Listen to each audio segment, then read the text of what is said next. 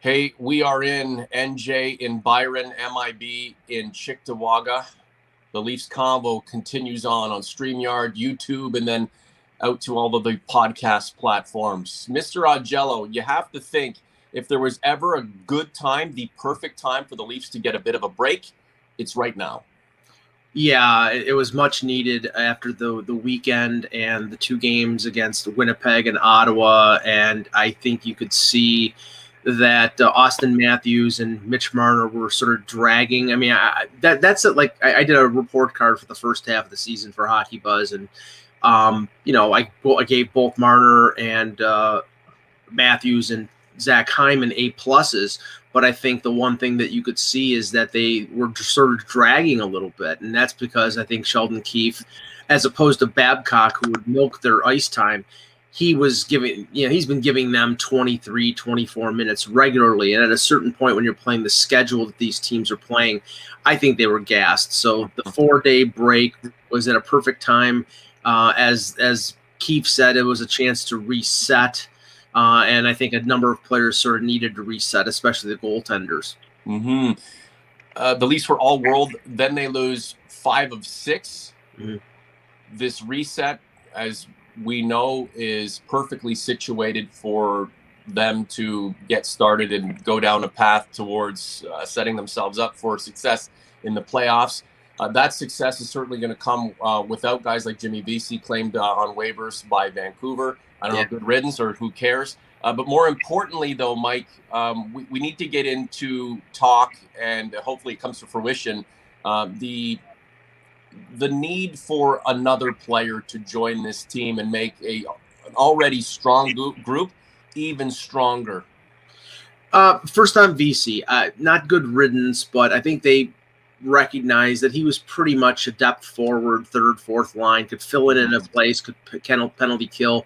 I like him as a player, but when you go 18 games without a goal, and then you score 3 goals in 3 games, I think he played better after. There was the threat of him going on waivers a few weeks ago, but then it was not him being punished. It was basically they had a situation with the cap where they had to activate Jack Campbell off a long-term injury. You had Wayne Simmons getting close to coming back, so they had to put VC on waivers to get him to the taxi squad, and Vancouver claimed him because he doesn't have to go through the 14-day quarantine.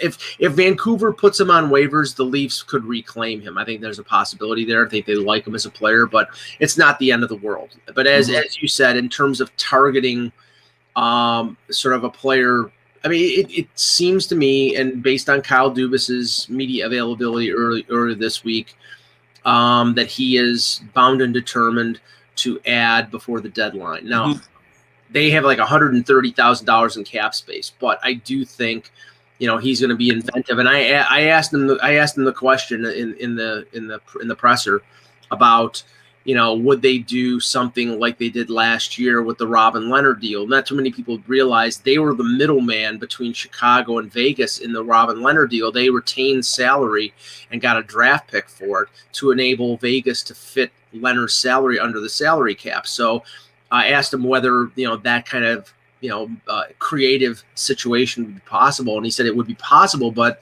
there are not many teams that have cap space this year because of the realities of and not many teams willing to take on salary because of the realities of no revenue or little revenue coming in. So I do think they're going to get inventive. I do think they're willing to trade players off the roster to improve the roster, but he did focus on rentals as the target, and there are a few guys out there that we've mentioned before: Eric Stahl, Michael Granlund, but there are more, Nick Foligno, a few others that I think that they're going to target, and it's all a question of price, and it's all a question of quarantine as well. OG's Converts, I'm curious as to what you think about this. The idea of the Leafs bringing someone in to put them over the top, is that idealism at its finest? Are the Leafs even there yet? And Mike, the creativity, the Leafs pay corporate types, mathematical types to be creative with the accounting and to make things happen. what is the end result of this creativity? The player the Leafs bring in, will he have an impact, and an impact enough to improve this team in a way that will set it on the right course when the curtain rises on the border and we get into the playoffs? I mean, it's all speculation right now, Mike. Sure. The team's mired in a slump. They're going to get going against a team that they've seen 50,000 times already. It really is a crapshoot right now, other than game by game and small move by small move. I'll believe it when I see it, but the good thing is the Leafs are in position to do some things and make believers out of guys like myself. I mean, I don't think Kyle Dubas would come out and say that he was willing to trade a top prospect for a player if he wasn't willing to do it. Now, whether he can pull it off, that's the whole thing. And again, the realities of the cap, where I think somebody I just listened to said 17 or 18 teams are into long-term injury, meaning that they're spending above and beyond 81.5 because of LTIR. There's not a lot of teams out there. There are very few Detroits and New Jerseys who have cap space. Those might be the teams that retain salary for the Leafs in a sort of a three-way deal. But I wouldn't think that Dubas would come out and be as forthright as he was, saying that they see an opportunity here with this team to go far, that they would trade a top prospect to add a player if he wasn't willing to do it. So I do think it's going to happen. I do think it's going to happen relatively soon, because the other question I asked him was about the quarantine, because there are rumors out there. Elliot Friedman, Pierre LeBrun have all reported that the NHL has petitioned the Canadian government to reduce the quarantine from 14 days to something like 7 days. And Dubas said that was what the quarantine was during the bubble and during training camp, but it was increased to 14 days. And for the deadline, I mean, it makes it impossible for the 7 Canadian teams. You could have a Pierre-Luc Dubois situation where he sits in an apartment for 2 weeks and then gets hurt because he's been inactive for 2 weeks in his first game. So but he's not depending on the Canadian government to do that. So he's assuming that the 14-day quarantine is going to be in place, and that's why he probably will make a move in the next week. The Canadian government didn't ask for this pandemic. Sure. The NHL fans, we're dealing with it. Every time we feel like we've made some strides, then the zone indicator goes back to one that is a little bit more cautious, if not concerning. So, I mean, we just have to plot ahead, Mike. And, if there are legal and safety entanglements involved in bringing players in, and you have to deal with the ramifications, so be it. I guess that brings us back to the group on the ice, right? Everything else will be gravy if the Leafs can make a magical move and acquire someone who can light a fire under their asses and be that missing piece, not only to this season, but historically for the Leafs as a team that has yearly come up short, then that's great. But the group on the ice is pretty solid in and of itself, just needing a bit of a reset, and here we are. I asked the question in community, youtube.com/the Leafs Convo. In regards to all of these losses, how concerned are you? 73% say somewhat. Is that a fair reaction to what we've seen, considering this team overall has been really, really good? I think it's understandable, because the problems that have occurred over the last couple of weeks are the problems that have occurred over the last few years. A situation where the goaltending is not sharp, where you have to go to a backup who, I don't think they ever imagined Michael Hutchinson would see games this year, that, it would be Aaron Dell if somebody got hurt, and then Aaron Dell had to be placed on waivers because of the cap situation. And now Campbell gets hurt, and then Anderson gets hurt, and Hutchinson's played 6 games. And in the last couple, he played well to start, but the Michael Hutchinson of last year has shown up now in the last 2 games. I don't want to shit on Michael Hutchinson, because he's just such a minor piece to this entire equation. But come on, those 2 goals he gave up against Ottawa, for fuck's sakes, you can't give up a shitty goal like that on like the 3rd or 4th shot you face against the worst team in the division. So weak. And when he gave up that 2nd goal, I looked at my wife because we had the game on. My son was watching. I said, he's going to get pulled. Like, what do you mean? The last thing Sheldon Keefe wanted to do was pull him in favor of Freddie Anderson, who had played the previous night, who had played 3 games in 5 nights. So, he's already had more of a burden than the Leafs really wanted to put on him. And so, I mean, Jack Campbell has to get healthy.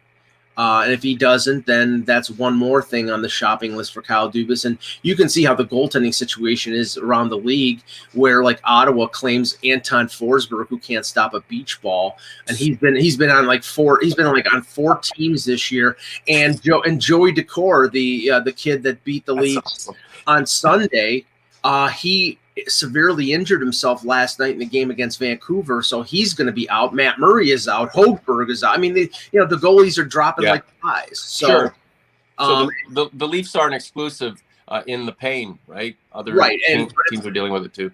But the point is that it's going to be very difficult for them to even find a 3rd string goalie if they wanted to add some depth. I mean, good luck if they really wanted to go out and add somebody who would compete against Freddie. Freddie Anderson is the goalie for the rest of the year. That's it. Defensively, Dubas basically said that the trade of Mikko Lehtinen was to get him playing time because he wasn't going to get playing time with the Leafs, and they believe Rasmus Sandin or Liljegren can step in as the 7th defenseman, and maybe they'll get more of a look as the season goes down. But it's clearly – their aim is to clearly add a top 9 forward. Someone with experience. Yes. And somebody with flexibility who could play center or wing. That's why a guy like Eric Stahl, although I heard something interesting from Elliot Friedman that is a factor. Stahl is 36 years old. He's having a bad year in Buffalo, but everybody in Buffalo is having a bad year. It's a disaster here. He's 36 years old, though, and him having to sit for 14 days and then ramp up. No, seriously. I mean, a younger He's player. A geriatric. A younger player will have an easier time being able to ramp back up. So, I mean, motivation, Mike. The motivation is I'm 36. I'm coming out of wonderful Buffalo. In a hockey sense, it's a shithole right now. Right. I'm coming up to Toronto. It's another shithole, but a better chance to do something of substance. Don't you think every thought that goes through Eric Stahl's head or a player of the like is, I want to win a fucking Stanley Cup. That's it. It's not, I'm a young guy, I just got to fit in. Hopefully I don't make a mistake. The guys who are older with something to prove in this context, in this setting, seem to make more sense. And these 14 days sitting on the futon, and then he gets up and his muscles are seized up. I don't know, conversion table or something. That's far down on the list of concerns for me. But, the thing is with Stahl, though, it's like he's more of a center than a winger, and it seems to me the Leafs are looking for a winger. I think they need somebody with a physical aspect to it. I mean, if Columbus is actually going to trade Nick Foligno and Nick Foligno is not going to sign there, or he wants a chance at a cup because Columbus is not going to be in the playoffs, that would be the guy that I would go for so much more over Michael Granlund, who is not a physical player. But I mean, we'll see. I think with Dubas, it's going to rely mostly on how much he has to pay. Like, I don't think he's not going to trade Rasmus Sandin. I don't think he wants to trade Nick Robertson. So, to me, that means Timothy Liljegren is probably the prospect that he's talking about as a top prospect that he's willing to trade, but who knows what they're going to do. And do available suitors want Timothy Liljegren, right? Do they want him? How's this all going to come together? I'm intrigued. I want the team to make a believer out of me organizationally, but most importantly, the group on the ice. It's been a fun run. And Mike, look, I've played sports for a long time. When the going is just way too good, you're something's up. When the going is way too good, it's not as good as it should be. And when the going is shitty, it's going to get better. So this slump happening right now is probably a good wake up call. It's an opportunity for the team to reset emotionally, physically, spiritually. I'm banking on them coming out of the gate here against Calgary and, I don't know, winning 3-2. Just a couple of things, guys. Big thanks to Dan at Renforth Agencies Inc. in Stouffville. So I'm at my desk about a week and a half ago, and I got a package sent to me from our friends at Renforth Agencies. They do automotive branded products, and you can see them right now in community, youtube.com/Leafs Convo. License plate covers for Mike and myself. They say the Leafs Convo at the bottom, and then they have Norman James on one and God's Gift to Podcasting on the other. I assume that one is for you, Mike. How long does it take me to ship something from Canada to the United States? I mean, we're about 2.5 hours away from each other. Is that going to take a month? Well, the funny, okay, I'll let you in on a little secret. I ordered a leaf mask, because everybody has to be masked around here. And it ended up coming from Sarnia. It took 3 weeks. So I probably will get it before the deadline, but barely. And this right here, yep, from our friends at Talbot in the London area. Brand new Leafs Convo hoodies. I have 6 or 7 earmarked for certain individuals who support the podcast. I have a whole ton of them. If you want to get your hands on one, we can talk. Just get at me through community. You can reach me on Twitter. I'm out there, guys. If you type in Norman James, Oak Ridge Ford, I'm all over the place. Norman James, the Leafs Convo. We are really all over the place. So I have these amazing Leafs Convo hoodies. I know we're going into spring, so it's hoodie weather, but they're really nice to have, and they're a little more quality than some of the stuff we were bringing in the past. But I think we're doing it right, a little bit righter as we go forward. And I think StreamYard and the new visual setup, the face-to-face, is all part of the revamped Leafs Convo. Alex Galchenyuk, William Nylander, John Tavares. Mm-hmm. Is this going to be the line that drives the Leafs home in the second half, or is Galchenyuk placeholding for a player who's going to be potentially brought in through trade? I think they're giving Alex Galchenyuk as much rope as Jimmy Vesey got on the second line. Mm-hmm. If he plays well, he'll stay, and if he doesn't play well, he won't. And I don't think his skill set is a fit for a bottom 3 role, for a fourth line or even a third line role. He's got offensive abilities. He was taken 3rd overall in the NHL draft in 2012, 2 picks out of Morgan Riley. He scored 30 goals in this league. He has played well. Now he's been a journeyman the last few years. They've played him down with the Marlies. He's played well down there. They're going to give him a look. I don't think it's a long-term thing. Even if he plays well, I think they're still going to go out and add a forward. But he's going to be given an opportunity. This is a free roll of the dice. So I think it was a smart move by Kyle Dubas to acquire him. The one thing I didn't like about that deal was, I thought Igor Korshkov had an NHL future, but it might have been the fact that if the Leafs, and I heard this from sources that I have over in Russia, that Korshkov was not going to re-sign with the Leafs unless they basically promised him a spot on the NHL roster. And if that's the case, then they've got other guys that they have want to give opportunities to, and that wasn't going to be the case. So I'm anxious to see what Galchenyuk does, but do I think it's going to be the great surprise or him score a bunch of goals? No, but I'm hopeful. Russian sources sounds like a new podcast. There you go. Is that it? No comment? You got to be careful with those Russian sources. Hey, a few years ago, if I said I had Russian sources, I would have been lying. I actually, through somebody else, they actually have connections to people in the KHL. I asked them a question. They asked for me. I got a response back. I was shocked myself, but hey, I have Russian sources. Mr. Gorbachev, tear down this wall. Yes. Thanks to Ron Smith and Wayne McKenney, recent purchasers of Ford products from Oak Ridge Ford, combo listeners. Thank you very much, gentlemen. Thank you to Oak Ridge Ford for the support of this project that is the Leafs Convo. You guys can obviously get at me about outfits and vehicles, and if you want to yell at me about the Leafs, you can certainly do that. Mike, 3 names right now, because people like speculation, they like rumor, conjecture, all that stuff. 3 names right now that Kyle Dubas and the Brass should have on the whiteboard for acquisition. Okay, I mentioned Foligno before, and like I said, veteran guy, big winger, speed, has played in the playoffs. Experience. Mike Foligno, right? Yeah, he played for the Leafs before. Yeah, his dad played for the Leafs.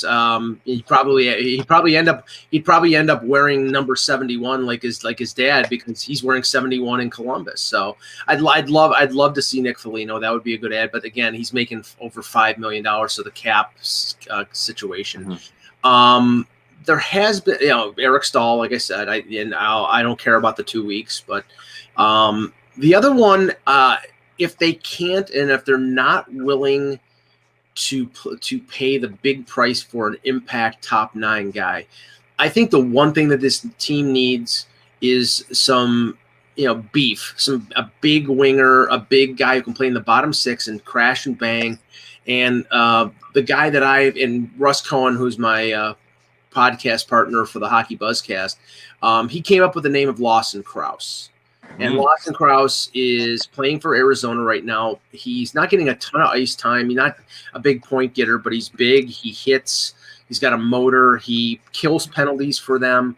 I would love to see him as a 4th line winger along with Spezza and Wayne Simmons at crash and bang. Yeah. That would be fantastic. If they can't get a big top 9 guy, Lawson Krause is somebody I would target. So we got to keep talking, Mike. I didn't anticipate you drinking your ginger beer there. We have our ice maker is down, and I usually like an iced coffee right now. Yeah. So I just grabbed something that's caffeinated. Young kids at home, I wouldn't advise the Diet Coke at 9:23. That would first in your step. Yeah, for sure. That's about it for me, Mike. Anything else you want to add? Just that Leaf fans can be thankful that they're not the Buffalo Sabres. Oh, jeez. I don't know how to add to that. There is no adding to it. Just be thankful. Yeah, and they're going to come out okay here after this this slump, or are you concerned that it may continue based on what you saw in that last game against Ottawa? The only thing that concerns me right now is the status of the goaltending. I think Anderson needed the rest, and I am hopeful that Jack Campbell gets back. Mm-hmm. If Jack Campbell doesn't get back, and it's Michael Hutchinson, and you have to give Freddie breaks at times. Otherwise, you've seen what he is, how he is when he gets tired. He won't say, I need to come out of the lineup. He'll just not play as well, and they need him to play at his best. He's right now a 900 save percentage goaltender. He needs to be at least a 920 save percentage goaltender going into the playoffs to be able to, for them to have a reasonable expectation of making a long run. So I think a rested Freddie is a better Freddie. Yeah, the Leafs still first place in the Scotia North Canadian division by 2 points over Winnipeg. Winnipeg deserves to be where it's at right now. The Leafs have plenty of ambition. Kyle Dubas can bring in all 3 of the guys, and maybe even more that you're suggesting would help the cause. But if the goaltending goes to shit, then the park is fucked. You know what I'm saying? Yeah. We got to go, Mike. Thank you very much. Thanks, Norm.